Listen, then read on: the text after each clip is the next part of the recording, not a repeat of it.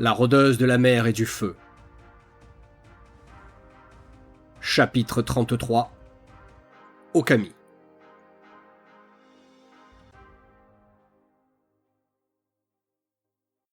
Mon cœur tambourine dans ma poitrine.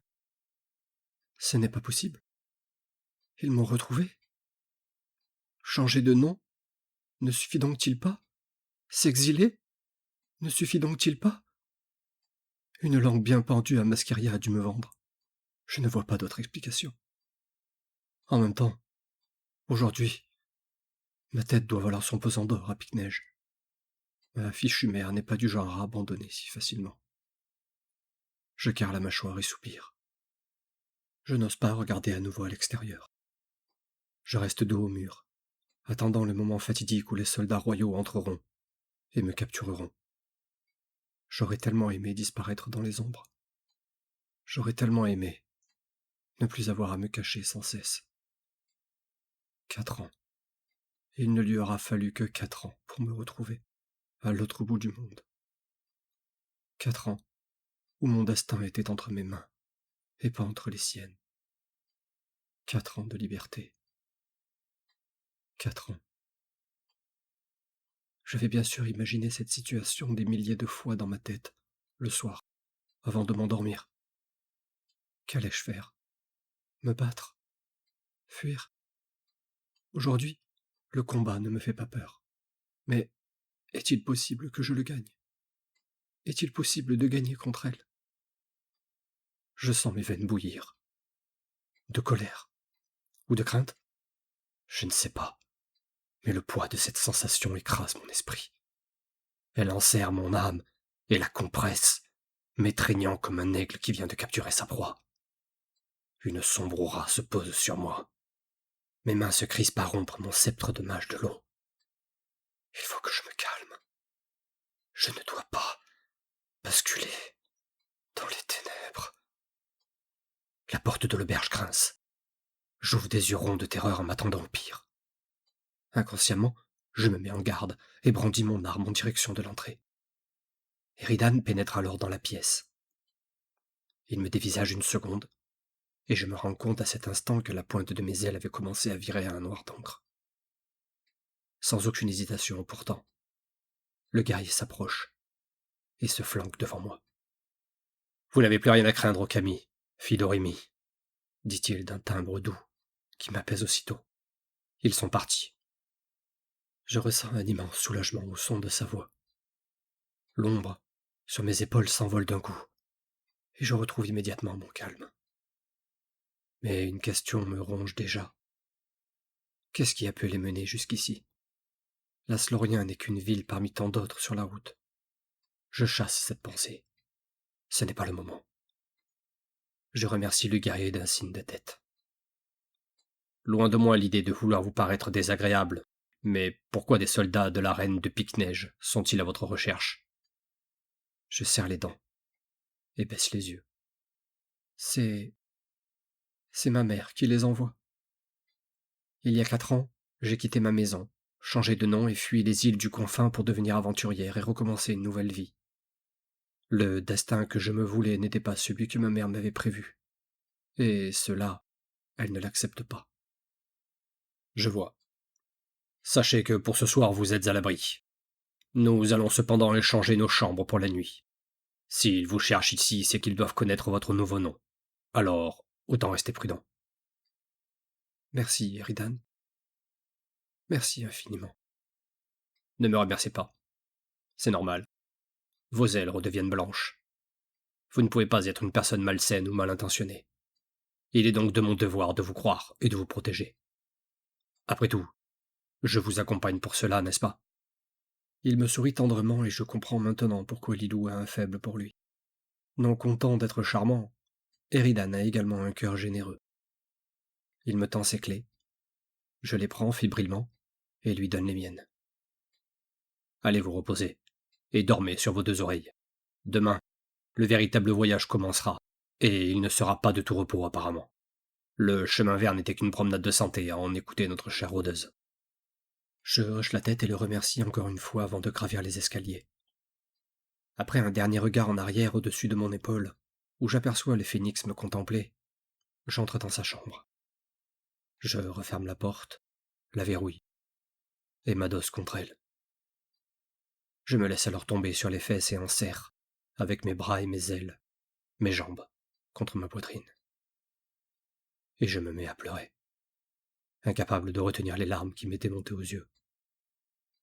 Finalement, je ne vaux peut-être pas mieux que ma mère. Au cours de ces 5 jours de voyage, je n'ai jamais vraiment cherché à connaître Eridan. Je me suis contenté de ma politesse habituelle, celle qui m'a été inculquée durant ma noble adolescence. Toujours entouré de valets, de servants, de dîners mondains en repas diplomatiques, de bals costumés en soirées aristocratiques interminables, et d'avances de nobliaux, 2 fois plus âgés que moi, de promesses de mariage. Ma jeunesse ne fut qu'échec et rejet, sur échec et rejet. Et aujourd'hui, ma récompense est de me faire sauver la vie, en quelque sorte, par un homme dont je n'ai même pas pris la peine d'en apprendre plus sur son histoire.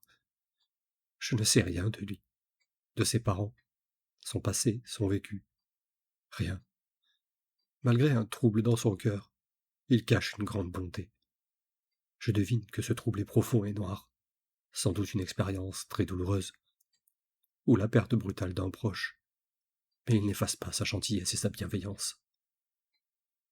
Je comprends également ce soir pourquoi le maître de guilde des aurores éternelles nous l'a assigné. Lui aussi a dû percevoir tout cela. Je suis désolé, Eridan, mais j'étais tellement plus intéressé par la rôdeuse. Lilou. Un petit sourire se dessine sur mes lèvres entre 2 hoquets. Mes larmes ont arrêté de ruisseler le long de mes joues, et je relève la tête pour poser mon regard embrumé sur les lunes qui brillent à travers la fenêtre face à moi. Pourtant si simple, mais pourtant si jolie. Sous ces traits rustiques de coureuse se dissimule en fait un ange, sous bien des aspects. Une fille gentille et déterminée. Une fille délicieusement timide. Une fille tout bonnement belle. Et c'est cette simplicité même, cet amour qu'elle porte à la nature et à sa sœur qui la rend si rayonnante. Pas d'artifice, elle n'en a pas besoin. Elle ne se cache pas derrière du rimel, du mascara ou du fond de teint. Sa peau est parfois sale, juste lavée d'un coup d'eau, mais elle sent la mer. Toujours cette petite odeur iodée, reconnaissable entre toutes. Je bascule la tête en arrière contre la porte.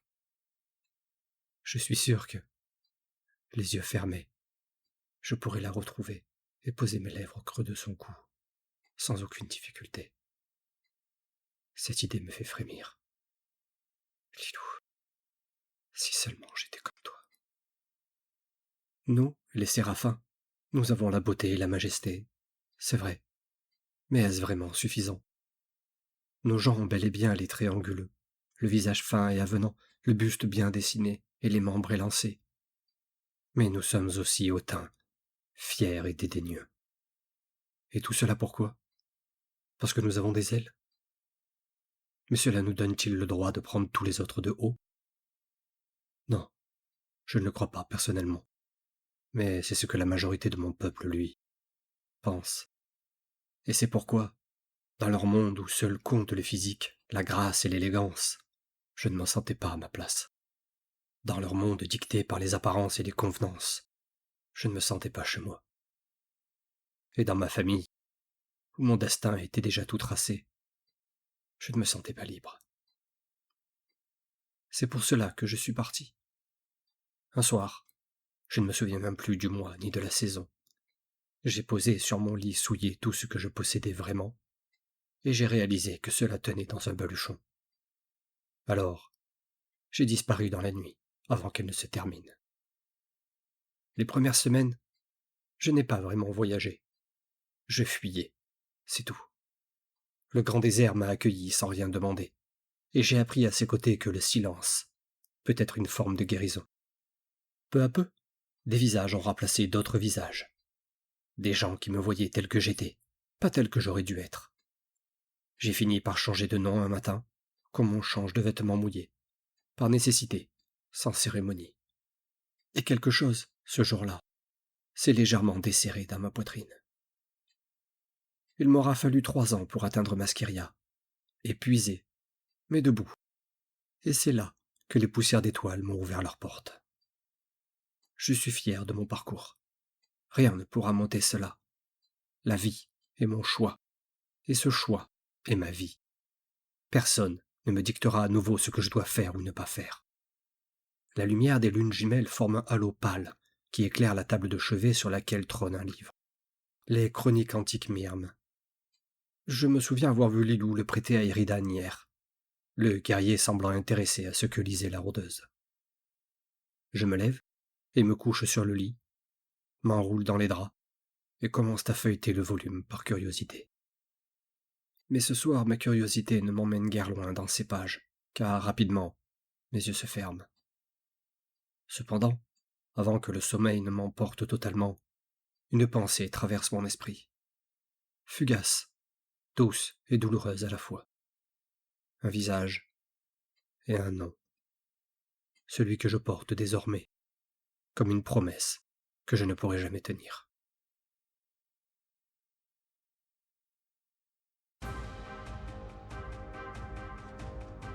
Chronologie antique Myrme. Les ères, seconde partie. La deuxième ère, l'ère des lunes.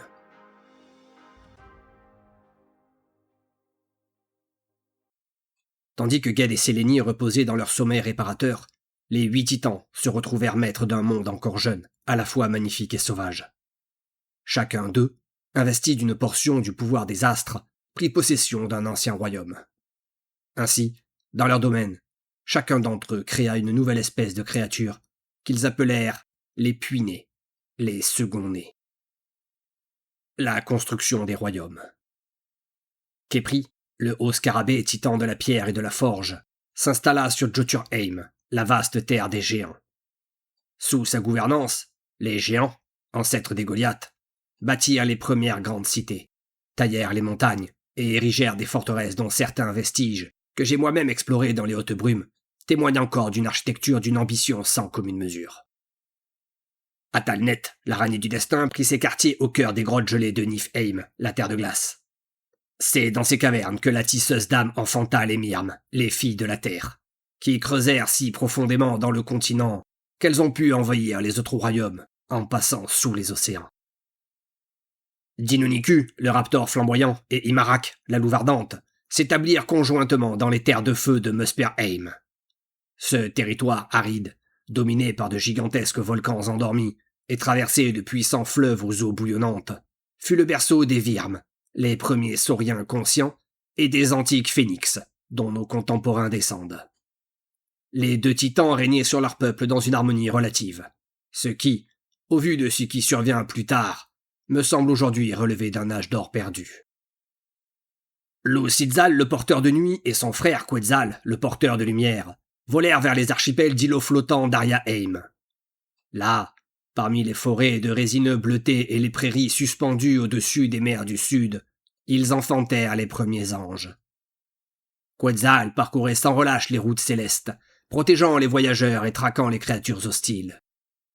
Lucidzal, lui, gouvernait la nuit, les rêves et les ombres. Un domaine que, selon les tablettes, ses frères et sœurs lui accordèrent sans contester, tant sa maîtrise en semblait naturelle et bienveillante. Enfin, Ka le vieux et son frère Kamo prirent possession des étendues océaniques de Vanheim. Le soigne-monde purifiait Tella par des pluies bienfaitrices, et il créa les ondines, les femmes de la mer, qui l'aidèrent à veiller sur son domaine. Kamo, quant à lui, régnait sur les tempêtes et les grands prédateurs marins, et il engendra les Jormung, les hommes serpents. Nous avons encore aujourd'hui très peu d'informations de ce que fut ce peuple disparu. Même les Myrmes n'en parlent presque pas dans tout ce que j'ai pu retrouver d'elle. La corruption de Lucidzal et la naissance de Shatan. C'est dans ce monde ordonné encore jeune et prometteur que Silik, la lune de sang, trouva le terreau de ses desseins les plus noirs. La rancœur qu'elle vouait à Ged et à Sélénie pour leur union continuait de la ronger, et elle cherchait depuis l'aube de l'ère des cycles le moyen d'atteindre leur création. Son regard se porta sur Lucidzal. Le porteur de nuit était le plus solitaire des titans, régnant sur des lieux que les autres évitaient. le néant des ombres, le silence des rêves, les territoires sans lumière. La gloire que ses frères accumulaient dans leurs domaines respectifs contrastait avec la discrétion de son propre empire. Et les tablettes de Menris suggèrent que Silic sut détecter, dans cette discrétion, une fissure imperceptible. Lentement, sur une durée que les Myrmes estiment à plusieurs siècles, Silic œuvra. Elle se glissa dans les songes du porteur de nuit, distillant ses murmures empoisonnés avec la patience d'une prédatrice millénaire. Elle lui promit ce qu'elle savait qu'il n'aurait jamais autrement. Une puissance absolue. Une dynastie plus vaste que tous les anciens royaumes réunis. Un pouvoir qui éclipserait jusqu'à celle des astres endormis. Elle lui fit miroiter la possibilité de régner non plus sur la nuit, mais sur l'obscurité totale. Une éternité sans Sélénie, sans Ged, sans les contraintes que leur création lui imposait. Lucidzal finit par céder. La transformation fut brutale.